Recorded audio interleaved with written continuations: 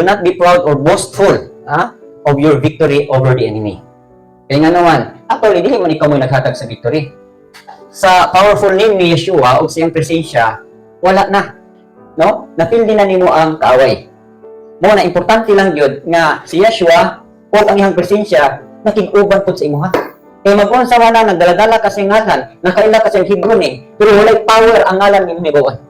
So kinalan ang power nag-uban gid na sa imuha ug ang presensya nga ana nga lana nakig-uban na siya sa imuha aron nga ang demonyo no makakita lang sa imuha mo kalagyo na. O mo na ingon diri nga by the powerful name of Yeshua and His presence, the enemy is definitely defeated. Pasabot pildi na gid siya. Rather make sure that you have done all according to His directions. So importante pod kaayo na sang atong pagminister nakadungog gyud ka sa Ruach HaKodes. Ang tanang instructions ani gikan gini sa Ruach HaKodes. Di niya ka pwedeng magbuot-buot kay nganuman, Grabe ni ka deceiving ang